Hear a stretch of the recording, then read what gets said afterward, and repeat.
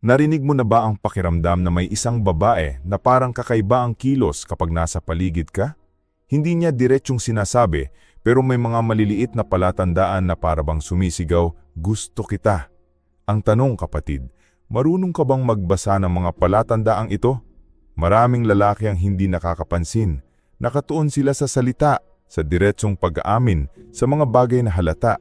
Pero ang totoo, ang isang babae ay bihirang magsabi agad ng totoong niyang nararamdaman.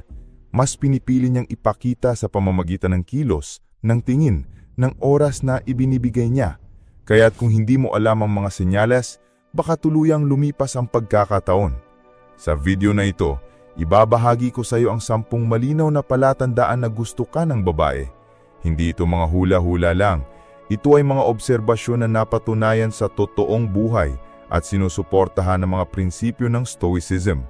Dahil gaya ng sabi ni Epictetus, huwag kang maniwala sa salita, obserbahan mo ang kilos. Kung mananatili ka hanggang dulo, mas malinaw mong mauunawaan kung alin sa mga kilos ng isang babae ang nagsasabing may gusto siya sa iyo at alin ang wala lang. At kapag naintindihan mo ito, hindi ka na muling malilito. Unang palatandaan, ang paraan ng kanyang pagtingin. Kapatid, may mga mata na hindi kayang magsinungaling. Kapag ang isang babae ay may gusto sa iyo, makikita mo ito sa paraan ng kanyang pagtingin. Hindi ito basta simpleng tingin lang. Ito ay paulit-ulit, tahimik at may halong kaba. Kwento ni Marco, isang simpleng empleyado. Sa opisina nila, may kasamahan siyang babae na lagi niyang nahuhuling nakatingin. Sa una, iniisip niyang baka nagkataon lang. Pero habang lumilipas ang mga linggo, napansin niyang sa tuwing titingin siya sa paligid, nandoon na naman ang mga mata nito. At kapag nahuli niya, mabilis itong mag-aalis ng tingin, parang nahuli sa isang sikreto. Ganito ang palatandaan.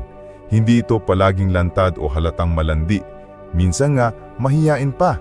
Pero ang paulit-ulit na pagtingin, lalo na kung sinusundan ka ng mata kahit hindi ka nakaharap, ay malinaw na senyales. Bakit mahalaga ito? Dahil ang mga mata ayon sa Stoics ay bintana ng kaluluwa at ang mga mata ng isang taong may gusto hindi mapigilan na hanapin ka. Kaya't kung nararamdaman mong laging bumabalik sa iyo ang kanyang tingin, kapatid, malamang may ibig sabihin nito. Ngayon, huwag dang magdali. Ang pagtingin ay simula lang. May mas malinaw pang senyales na mas ramdam mo kaysa nakikita mo, at iyon ang ikalawang palatandaan. Kwento ni Marco, isang simpleng empleyado. Sa opisina nila, may kasamahan siyang babae na lagi niyang nahuhuling nakatingin. Sa una, iniisip niyang baka nagkataon lang. Pero habang lumilipas ang mga linggo, napansin niyang sa tuwing titingin siya sa paligid, nandoon na naman ang mga mata nito. At kapag nahuli niya, mabilis itong mag-aalis ng tingin, parang nahuli sa isang sikreto. Ganito ang palatandaan. Hindi ito palaging lantad o halatang malandi. Minsan nga, mahiyain pa. Pero ang paulit-ulit na pagtingin, lalo na kung sinusundan ka ng mata kahit hindi ka nakaharap, ay malinaw na senyales. Bakit mahalaga ito? Dahil ang mga mata, ayon sa Stoics, ay bintana ng kaluluwa.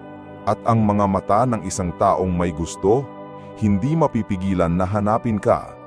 Kaya't kung nararamdaman mong laging bumabalik sa iyo ang kanyang tingin, kapatid, malamang may ibig sabihin ito.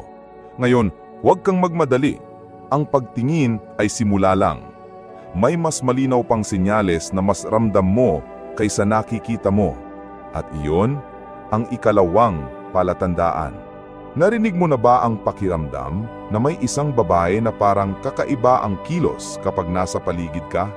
Hindi niya direktang sinasabi, pero may mga maliliit na palatandaan na parabang sumisigaw, "Gusto kita." Ang tanong, kapatid, marunong ka bang magbasa ng mga palatandaang ito? Maraming lalaki ang hindi nakakapansin. Nakatuon sila sa salita, sa direktang pag-aamin, sa mga bagay na halata. Pero ang totoo, ang isang babae ay bihirang magsabi agad ng totoo niyang nararamdaman. Mas pinipili niyang ipakita sa pamamagitan ng kilos, ng tingin, ng oras na ibinibigay niya. Kaya't kung hindi mo alam ang mga senyales, baka tuluyang lumipas ang pagkakataon. Sa video na ito, ibabahagi ko sa iyo ang 10 malinaw na palatandaan na gusto ka ng babae. Hindi ito mga hula-hula lang. Ito ay mga obserbasyon na napapatunayan sa totoong buhay at sinusuportahan ng mga prinsipyo ng Stoicism. Dahil gaya ng sabi ni Epictetus, huwag kang maniwala sa salita, obserbahan mo ang kilos. Kung mananatili ka hanggang dulo, mas malinaw mong mauunawaan kung alin sa mga kilos ng isang babae ang nagsasabing may gusto siya sa iyo at alin ang wala lang.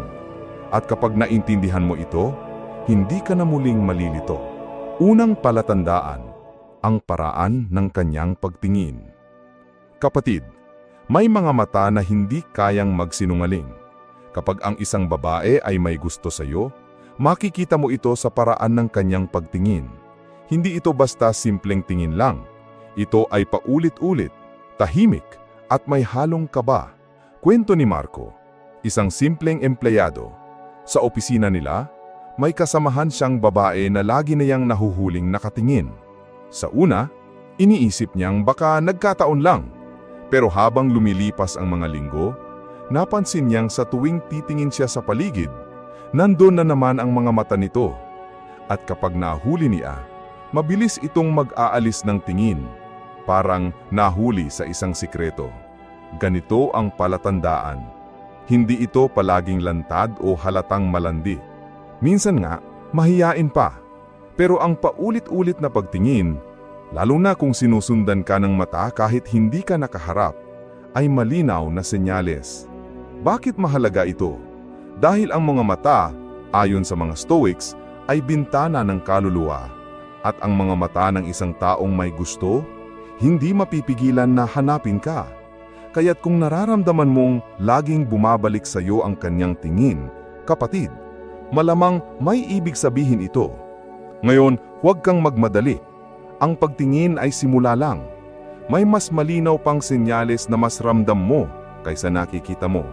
At iyon ang ikalawang palatandaan. Bakit mahalaga ito? Dahil ang mga mata, ayon sa Stoics, ay bintana ng kaluluwa. At ang mga mata ng isang taong may gusto, hindi mapigilan na hanapin ka. Kaya't kung nararamdaman mong laging bumabalik sa iyo ang kanyang tingin, kapatid, malamang may ibig sabihin ito. Ngayon, huwag kang magmadali. Ang pagtingin ay simula lang. May mas malinaw pang senyales na mas ramdam mo kesa nakikita mo. At iyon ang ikalawang palatandaan. Ikalawang palatandaan, ang lihim na paglapit. Kapatid, hindi palaging salita ang clue. Madalas, aksyon. At isa sa pinakamalinaw na senyales na gusto ka ng babae ay ang kanyang lihim na paglapit. Hindi ito laging halata, pero kapag mapanuri ka, mauhuli mo. Isipin mo si Liza. Sa klase nila, palaging may bakanteng upuan malapit kay June. At kahit marami siyang pwedeng upuan, bakit sa tabi ni June siya palaging nauuwi? Sa una, baka isipin mong aksidente lang ito. Pero kapag 3, 4, 5, 10 beses nang nauulit, kapatid, hindi na aksidente iyon. Ganito gumagana ang damdamin.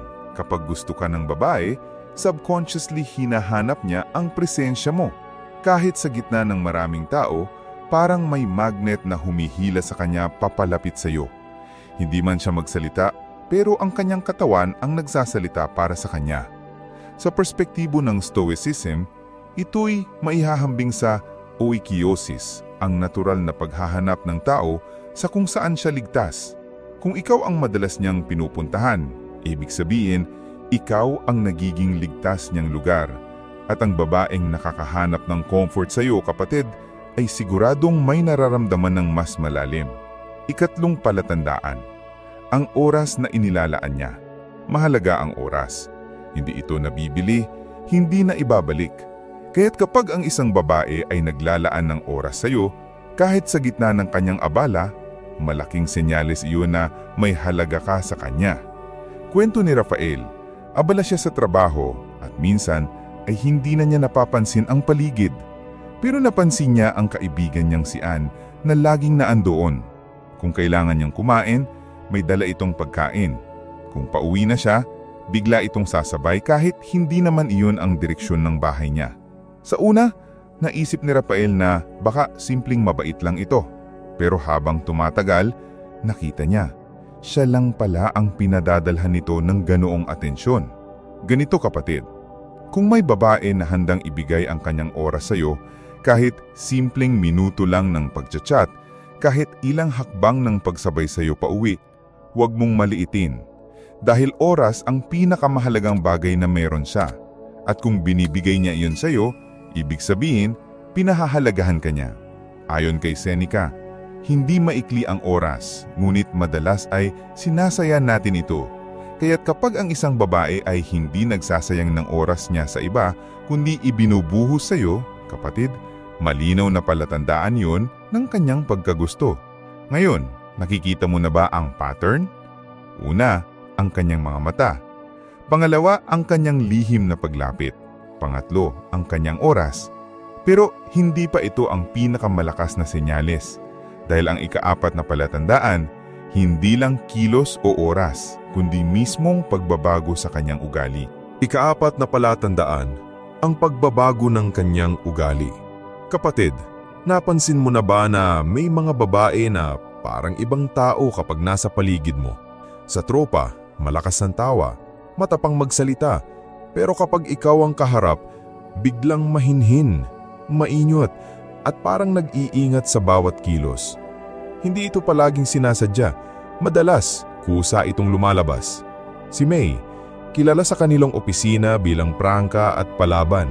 Pero tuwing si Carlo ang kasama niya, nagiging iba siya. Ang tono ng boses niya ay mas banayad, mas madalas siyang ngumiti, at parang gusto niyang ipakita ang mas maayos na bersyon ng sarili niya. Hindi dahil nagpapanggap siya, kundi dahil may damdaming unti-unting sumisibol. Ganito ang sinasabi ng mga Stoic, ang kilos ng tao ang tunay na salamin ng kanyang kaluluwa. Kapag nagbabago ang kilos ng babae sa presensya mo, kapatid, malamang ikaw ang dahilan.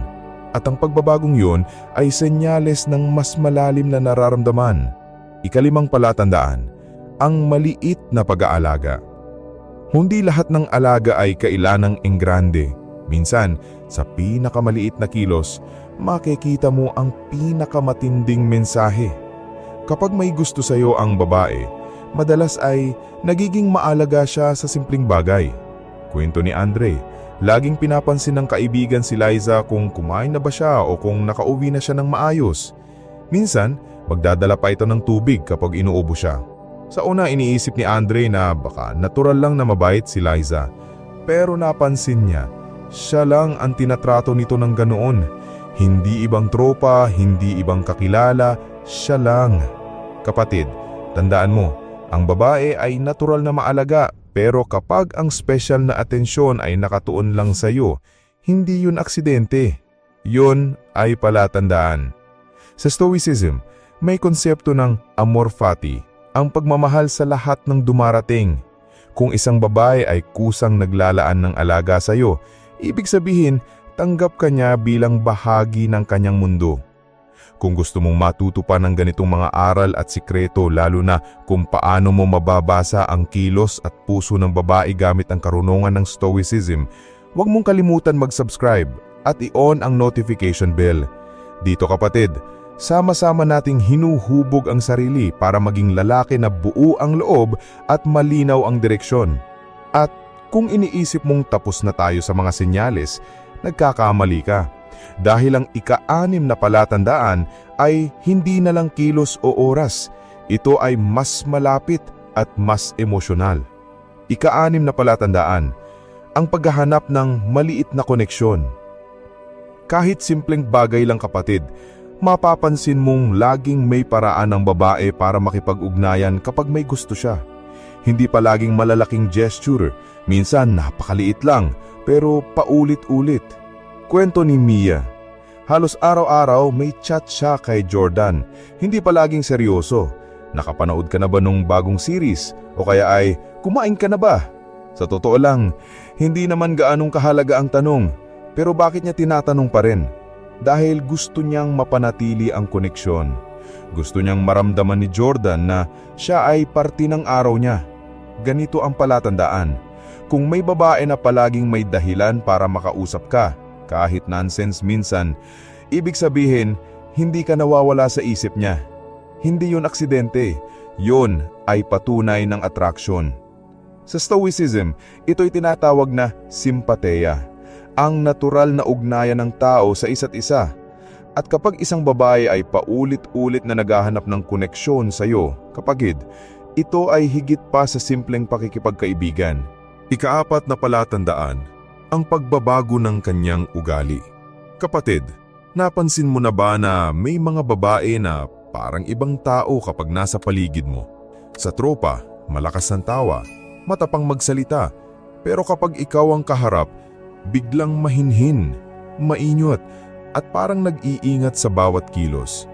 Hindi ito palaging sinasadya, madalas kusa itong lumalabas. Si May, kilala sa kanilang opisina bilang prangka at palaban. Pero tuwing si Carlo ang kasama niya, nagiging iba siya. Ang tono ng boses niya ay mas banayad, mas madalas siyang ngumiti, at parang gusto niyang ipakita ang mas maayos na bersyon ng sarili niya. Hindi dahil nagpapanggap siya, kundi dahil may damdaming unti-unting sumisibol. Ganito ang sinasabi ng mga Stoic, ang kilos ng tao ang tunay na salamin ng kanyang kaluluwa. Kapag nagbabago ang kilos ng babae sa presensya mo, kapatid, malamang ikaw ang dahilan. At ang pagbabagong yun ay senyales ng mas malalim na nararamdaman. Ikalimang palatandaan, ang maliit na pag-aalaga. Hindi lahat ng alaga ay kailanang enggrande. Minsan, sa pinakamaliit na kilos, makikita mo ang pinakamatinding mensahe. Kapag may gusto sa iyo ang babae, madalas ay nagiging maalaga siya sa simpleng bagay. Kwento ni Andre, laging pinapansin ng kaibigan si Liza kung kumain na ba siya o kung nakauwi na siya ng maayos. Minsan, magdadala pa ito ng tubig kapag inuubo siya. Sa una iniisip ni Andre na baka natural lang na mabait si Liza. Pero napansin niya, siya lang ang tinatrato nito ng ganoon. Hindi ibang tropa, hindi ibang kakilala, siya lang. Kapatid, tandaan mo, ang babae ay natural na maalaga, pero kapag ang special na atensyon ay nakatuon lang sa iyo, hindi yun aksidente. Yun ay palatandaan. Sa Stoicism, may konsepto ng amor fati, ang pagmamahal sa lahat ng dumarating. Kung isang babae ay kusang naglalaan ng alaga sa iyo, ibig sabihin, tanggap ka niya bilang bahagi ng kanyang mundo. Kung gusto mong matuto pa ng ganitong mga aral at sikreto, lalo na kung paano mo mababasa ang kilos at puso ng babae gamit ang karunungan ng Stoicism, huwag mong kalimutan mag-subscribe at i-on ang notification bell. Dito kapatid, sama-sama nating hinuhubog ang sarili para maging lalaki na buo ang loob at malinaw ang direksyon. At kung iniisip mong tapos na tayo sa mga senyales, nagkakamali ka. Dahil ang ika-6 na palatandaan ay hindi na lang kilos o oras. Ito ay mas malapit at mas emosyonal. Ika-6 na palatandaan, ang paghahanap ng maliit na koneksyon. Kahit simpleng bagay lang kapatid, mapapansin mong laging may paraan ng babae para makipag-ugnayan kapag may gusto siya. Hindi palaging malalaking gesture, minsan napakaliit lang, pero paulit-ulit. Kwento ni Mia, halos araw-araw may chat siya kay Jordan, hindi palaging seryoso. Nakapanood ka na ba nung bagong series? O kaya ay, kumain ka na ba? Sa totoo lang, hindi naman gaanong kahalaga ang tanong, pero bakit niya tinatanong pa rin? Dahil gusto niyang mapanatili ang koneksyon. Gusto niyang maramdaman ni Jordan na siya ay parte ng araw niya. Ganito ang palatandaan. Kung may babae na palaging may dahilan para makausap ka, kahit nonsense minsan, ibig sabihin, hindi ka nawawala sa isip niya. Hindi yun aksidente, yun ay patunay ng attraction. Sa Stoicism, ito'y tinatawag na simpatheia, ang natural na ugnayan ng tao sa isa't isa. At kapag isang babae ay paulit-ulit na naghahanap ng koneksyon sa iyo, kapatid, ito ay higit pa sa simpleng pakikipagkaibigan. Ang ika-7 palatandaan, ang pagiging interesado sa maliit mong detalye. Napansin mo ba na kapag may gusto ang isang babae, parang may photographic memory siya tungkol sa'yo? Hindi lang yung malalaking bagay, kundi yung pinakamaliit na detalye na halos ikaw mismo ay nakakalimutan. Halimbawa, nabanggit mo lang minsan na mahilig ka sa kape na walang asukal. Pagkaraan ng 2 linggo, bigla ka niyang dadalhan ng kape at sasabihin, "Alam ko gusto mo plain, walang asukal." O kaya sinabi mo na mahilig ka sa isang band na hindi sikat. At sa susunod ninyong usapan, siya mismo ang magbabanggit ng kanta nito. Ganito ang sikreto. Kapag may gusto kang babae, nagiging matalas ang memorya niya pagdating sa iyo. At ito ay isa sa pinakamalinaw na senyales. Dahil hindi ka makakabisado ng isang tao kung wala siyang interes. Ayon kay Epictetus, kung saan nakatuon ang atensyon, naroon ang intensyon. Kaya kapag ang babae ay natatandaan ng maliliit mong detalye, malinaw ang intensyon, may halaga ka sa kanya. Ngayon kapatid, malinaw na nakikita mo na. Hindi lang mata, hindi lang oras, hindi lang kilos, kundi pati ang mga maliliit na bagay, nagiging clue. Pero mas tumitindi pa ito sa susunod dahil ang ika-8 palatandaan ay nagdadala ng mas personal na emosyon. Ika-8 palatandaan, ang pagpapakita ng selos. Hindi man niya aminin, pero kapag may gusto ang babae, nagiging sensitibo siya kapag may ibang babae na lumalapit sa iyo. Minsan hindi halata, minsan mahirap basahin, pero naroon. Kwento ni Ella at Marco. Magkaibigan sila, pero tuwing may bagong babae na kinakausap si Marco, napapansin niyang nagbabago ang mood ni Ella. Bigla itong tatahimik, o kaya biglang magbabato ng biro na may halong tuldok o ng inis. Sa una, baka isipin mong normal lang iyon. Pero kapag paulit-ulit kapatid, selos na iyon. Hindi ito yung selos na sobra at nakakasakal. Kadalasan, subtle lang. Isang tingin na malamig, isang tanong na may halong duda, o isang simpleng biro na tila may ibang ibig sabihin. At bakit? Dahil gusto ka niya at natatakot siyang maagaw ka ng iba. Sabi nga ni Seneca, kung ano ang pinapahalagahan ng tao, doon siya nagiging marupok. At sa kaso ng babae, kung pinapahalagahan ka niya, mararamdaman mo ito sa maliit na selos na hindi niya kayang itago. Ika-9 na palatandaan, ang pagbabahagi ng kanyang kahinaan. Kapatid, ito na ang isa sa pinakamalakas na senyales. Hindi lahat ng tao madaling magbukas ng kahinaan. Kadalasan, tinatago natin ang mga sugat at takot para hindi tayo husgahan. Pero kapag ang babae ay nagsimulang magbahagi ng kanyang kahinaan sa iyo, ibig sabihin may malalim na tiwala at damdaming siyang hindi niya maikubli. Halimbawa, si Ana, kilala bilang masayahin at palaging palabiro. Pero kay Daniel lang niya nasabi na minsang natatakot siya na hindi siya sapat o na nahihirapan siya sa pamilya. Hindi niya ito sinasabi sa iba, pero kay Daniel, kaya niyang ilabas. Ganito ang sikreto. Kapag nagsimulang mag-open up ang babae tungkol sa kanyang mga insecurities, takot o mga pangarap na hindi niya sinasabi kahit kanino, malamang gusto ka niya. Dahil hindi siya maglalagay ng sarili niya sa ganoong posisyon kung hindi siya komportable sa iyo.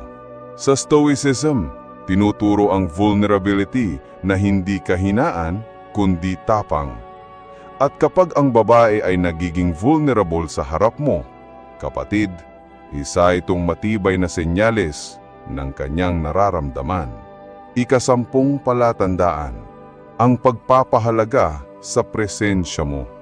Ito na ang pinakamalinaw, kapatid. Kapag ang babae ay may gusto sa iyo, Hindi lang siya tumitingin, hindi lang siya naglalaan ng oras, hindi lang siya nag-aalaga. Pinapahalagahan niyang mismong presensya mo. Ano ang ibig sabihin nito? Simple. Kapag nandoon ka, iba ang kinikilos niya. Mas masaya siya. Mas mag-aarang loob niya. At ramdam mong iba ang energy sa paligid. At kapag wala ka, hinahanap ka niya. Kwento ni Joy. Sa tuwing nasa paligid si Mark, tila mas buhay ang kanyang mga kwento. Pero nang minsang hindi nakadalaw si Mark sa isang outing, pansin ng trupa na parang kulang ang saya ni Joy. Kahit siya mismo aminado, parang iba kapag wala siya. Ito ang ultimate sign, kapatid. Kapag ang mismong presensya mo ay nagdadala ng halaga sa isang babae, kapag hinahanap ka niya kahit wala kang ginagawa, ibig sabihin may lugar ka na sa puso niya. Ayon kay Marcus Aurelius, ang tunay na halaga ng tao ay makikita sa epekto niya sa kaluluwa ng iba. At kung ang presensya mo ay nakakapagpabago ng mundo ng babae, hindi na kailangan ng mas malinaw na senyales. Unang palatandaan, ang paraan ng kanyang pagtingin. Ikalawa, ang lihim na paglapit. Ikatlo, ang oras na inilalaan niya.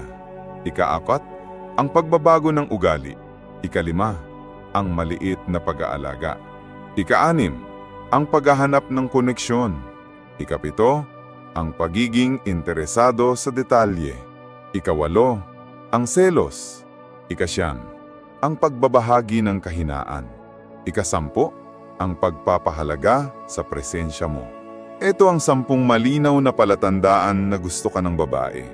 At kapag natutunan mong basahin ang mga ito, kapatid, mas hindi ka na malilito kung may halaga ka ba sa kanya o wala.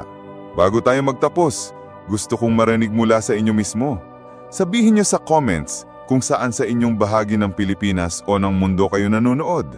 Kung kayo'y nasa abroad, miss nyo ba ang Pilipinas? At isa pa, nakapunta na ba kayo sa Siargao?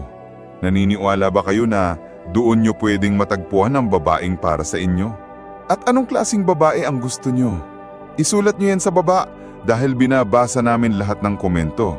At siyempre, para sa ritual ng ating komunidad, iwan mo ang salitang "kalma ang lakas" para alam naming isa ka sa mga tunay na umabot hanggang dulo ng video na ito.